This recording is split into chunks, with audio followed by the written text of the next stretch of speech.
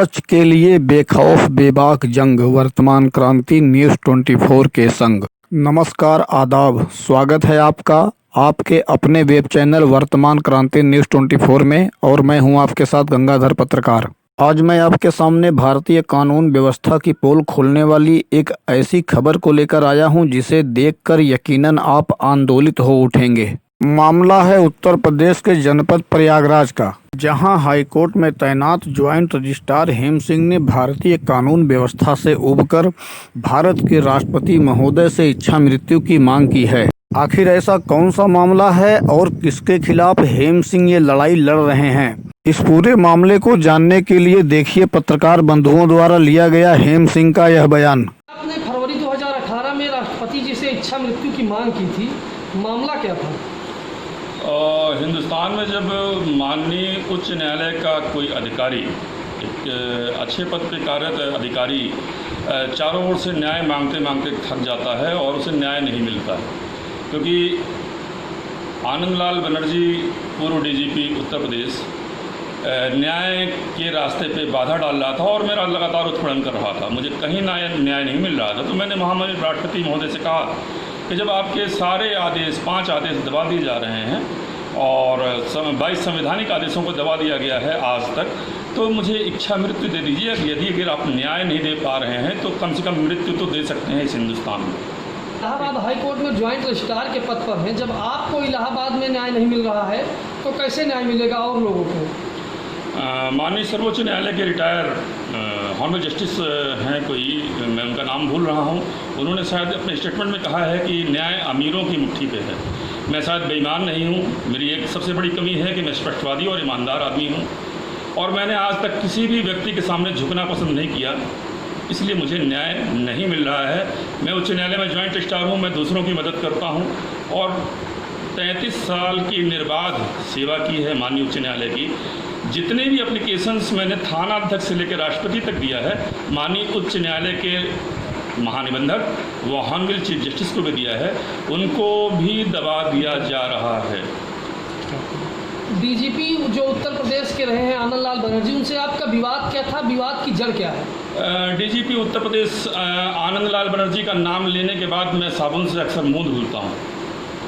वो एक ऐसा व्यक्तित्व है जो किसी भी शास्त्र में आज तक नहीं मिला। अपनी सगी माँ को तड़पा तड़पा के मारा है उसने, सगी बहनों को बर्बाद कर दिया है, सगी बेटी पे बुरी नज़र रखता है, उसकी सगी बहन विजय लक्ष्मी बनर्जी ने लिख कर दिया है। आपने एक आरोप लगाया था कि उन्होंने आपकी बेटी के साथ बलात्कार किया था और उनको आत्महत्या के लिए मजबूर किया था। वो एक अय्यास आदमी है और विश्व प्रसिद्ध अय्यास आदमी है, हर व्यक्ति जानता है कि वो अय्यास है। जून 2010 में मेरे घर आया था अपनी पत्नी मधुचंद्रा बनर्जी के साथ। मेरी बेटी को मेरी पत्नी से क्या कह के ले गया, कुछ पैसे दिए थे, लगभग 9 से 10 लाख रुपए मेरी पत्नी को उसने दिए थे और पैसे देकर मेरी बेटी को रानी खेत ले गया था। तो रानी खेत ले जाकर उसने वहाँ पर उसके साथ छेड़खानी, बलात्कार किया, जिसके कारण डिप्रेशन के कारण मेरी बेटी ने आत्महत्या कर लिया। मेरी बेटी इकलौती संतान थी, डांस में नेशनल अवार्ड विनर थी 2 बार। इसकी शिकायत आपने कहीं पर की थी, तो कार्रवाई क्या हुई? मैंने इसकी शिकायत थाना अध्यक्ष से लेकर राष्ट्रपति तक सारी संवैधानिक संस्थाओं और स्थानीय संस्थाओं को किया है। जांचें निर्गत हुई हैं। आज तक मेरे पास 23 से 24 जांचें हैं, संवैधानिक जांचें हैं, 5 राष्ट्रपति के आदेश हैं, मानवाधिकार आयोग ने 4 आदेश किए हैं, राष्ट्रीय पिछड़ा वर्ग आयोग ने 5 आदेश किए हैं, मुख्यमंत्री जी ने अनेकों आदेश किए हैं, आईजी इलाहाबाद ने आदेश किए हैं। मैं LIU इलाहाबाद के ऑफिसर्स को कई बार बयान दे चुका हूं, क्षेत्राधिकारी द्वितीय को लिखित बयान दे चुका हूं जिसकी रिसीविंग है, SP इलाहाबाद को बयान दे चुका हूं जिसकी रिसीविंग है। इन सबको दबा दिया जा रहा है क्योंकि आनंदलाल बनर्जी जैसा दुष्ट व्यक्ति, अपनी माँ को परेशान करने वाला, बहन को बर्बाद करने वाला, बहनों को बर्बाद करने वाला, सगी बेटी पे बुरी नज़र रखने वाला, सगी भांजी के साथ बलात्कार करके आत्महत्या कराने वाला व अमिताभ ठाकुर IG की हत्या की साजिश रचने वाला, अपने से सीनियर ऑफिसर आनंदलाल बनर्जी की बहन सगी माँ ने तत्कालीन DGP गिरीश बिहारी सक्सेना साहब से कहा था कि मेरा बेटा मुझे परेशान कर रहा है, उत्पीड़न कर रहा है, धमकी दे रहा है, गुंडों से खुद और मुझे उनको जान से मारने की कोशिश कर रहा है, तो उसमें जांच नहीं हुई थी। जिसके जांच अधिकारी थे आईजी डीके पांडा साहब, जिनको दूसरी राधा आजकल कहते हैं लोग, उनके ऊपर भी आनंदलाल बनर्जी ने कई बार आक्रमण कराए, जिसके कारण गोपनीय पत्र लिखकर तुरंत उन्होंने उच्चाधिकारियों से कहा था कि मेरी और मेरे परिवार की रक्षा की जाए। आनंदलाल बनर्जी ऐसा व्यक्ति है जिसने हम संविधान की कसम खाते हैं, उच्च न्यायालय हो या किसी भी कार्यपालिका में हो, न्यायपालिका में हो, विधायिका में हो, हम संविधान की कसम खाते हैं। पुलिस का रक्षक इस उत्तर प्रदेश जैसे प्रदेश का, उत्तर प्रदेश एक ऐसा प्रदेश है जो कई राष्ट्रों के बराबर है, विश्व में कई ऐसे राष्ट्र हैं जो उत्तर प्रदेश से भी छोटे हैं, उसका वो मुखिया रहा है 7 महीने। जब उसने अपने परिवार को बर्बाद कर दिया, अपनी माँ को बर्बाद कर दिया, अपनी सगी बहनों को बर्बाद कर दिया, सगी बेटी पे बुरी निगाह रखता है, सगी भांजी के साथ बलात्कार करता है, आईजी पांडा पे आक्रमण कराता है। अमिताभ ठाकुर जी एक बहुत ही ईमानदार और नेक व्यक्ति हैं।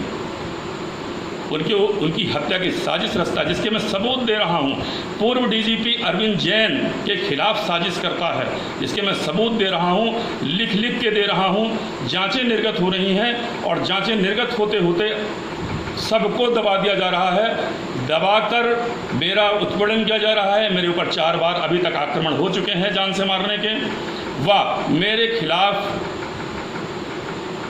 ब्लैकमेलर, ऑर्गन और हत्या का व्यापार करने वाले, धर्मांतरण करने वाले और बहुत सी क्रिमिनल एक्टिविटी में शामिल, जिनके ऊपर गैंगस्टर जैसे धाराएं हैं, वो उसके गिरोह के सदस्य हैं और उनसे मेरे ऊपर बलात्कार के केसेस या धमकी देने के केसेस, झूठे केसेस दर्ज करा के मेरी जवान को, मेरी आवाज़ को दबाया जा रहा है।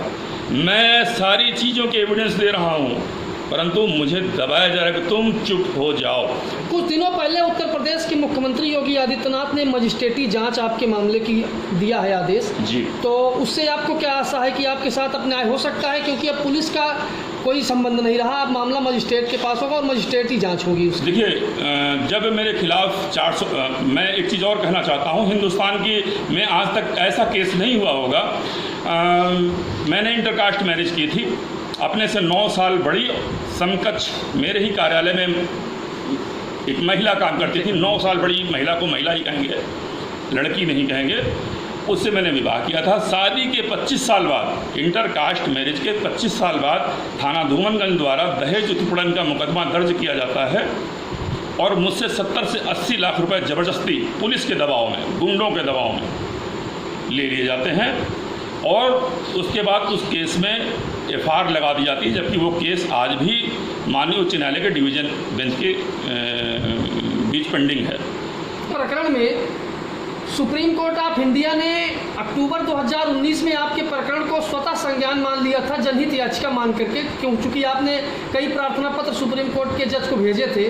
तो उसके बाद फिर आपके ऊपर 24 एक मिनट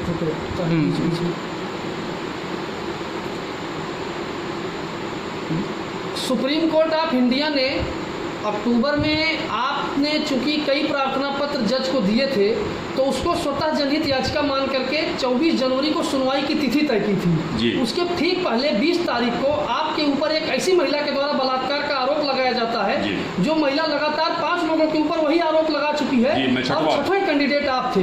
तो इस पर आप क्या कहेंगे? क्या यह आनंदलाल बनर्जी की साजिश थी? आनंदलाल बनर्जी का एक रैकेट है। आईजी डीके पांडा साहब ने कहा था कि आनंदलाल बनर्जी का अपराधियों से संबंध पाया गया है, ये 1997 में कहा था। क्योंकि उसका एक रैकेट है, वो जब उसकी बात नहीं मानी जाती तो ऐसे लोगों से आरोप लगवाता है। जिस महिला ने मेरे ऊपर आरोप लगाया उसकी अपनी क्रिमिनल हिस्ट्री है। 6वां आदमी मैं हूं जिसपे महिला कानूनों को फंसाने की धमकी दी है पहले लोगों को, और मुझे महिला कानूनों में फंसा दिया बलात्कार के केस में। 7वें हैं थानाध्यक्ष धूमनगंज, जिनके ऊपर आरोप लगाया गया है।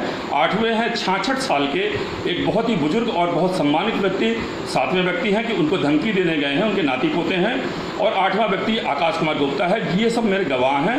वो एक सातिर महिला और उसका परिवार पूरे क्रिमिनल एक्टिविटी में शामिल है, जिसके प्रूफ हैं। मैं लिखित प्रूफ दे रहा हूं, परंतु पुलिस मेरे सबूतों को इसलिए नहीं ग्रहण कर रही है, न ही जांच में सम्मिलित कर रही है, न ही मुझसे पूछताछ कर रही है और न ही मेरे सबूतों को शामिल कर रही है और एक पक्षी कार्रवाई कर रही है ताकि हेम सिंह दबाव में आए और जेल चले जाएं, ताकि सारा मामला दब जाए, या हेम सिंह को किसी तरह मार डाला जाए ताकि सारा मामला दब जाए। अब आपके मामले की मजिस्ट्रेटी जांच प्रारंभ हो गई है, तो अब आप क्या कहेंगे? आखिरी प्रश्न। मुझे उम्मीद है कि माननीय मुख्यमंत्री योगी आदित्यनाथ जी से मुझे बहुत उम्मीद है, प्रदेश को भी उम्मीद है, और उन्होंने मजिस्ट्रेटी जांच का आदेश कमिश्नर साहब को किया है, मजिस्ट्रेट नियुक्त हो चुके हैं, मुझे नोटिस मिल चुकी है। मैं उसमें लिखित साक्ष्य दे रहा हूं, लिखित साक्ष्य, प्रत्यक्षदर्शी साक्ष्य, ऑडियो रिकॉर्डिंग और सीसीटीवी फुटेज सबके साथ दूंगा। मैं चाहूँगा ऐसे दुष्टों को पनिशमेंट मिले, दंड मिले, ताकि भविष्य में हिंदुस्तान की जनता सुरक्षित रहे। बहुत बहुत धन्यवाद। यदि आपने हाईकोर्ट में तैनात ज्वाइंट रजिस्ट्रार हेम सिंह का यह बयान सुना, तो अब सवाल यह है कि जब एक हाईकोर्ट के अधिकारी को न्याय पाने के लिए इतना पापड़ बेलना पड़ सकता है, तो भारत के आम नागरिकों को न्याय के लिए क्या क्या करना पड़ता होगा। फिलहाल आप बने रहिए हमारे साथ, मिलते हैं एक नई खबर के साथ। तब तक के लिए गंगाधर का नमस्कार।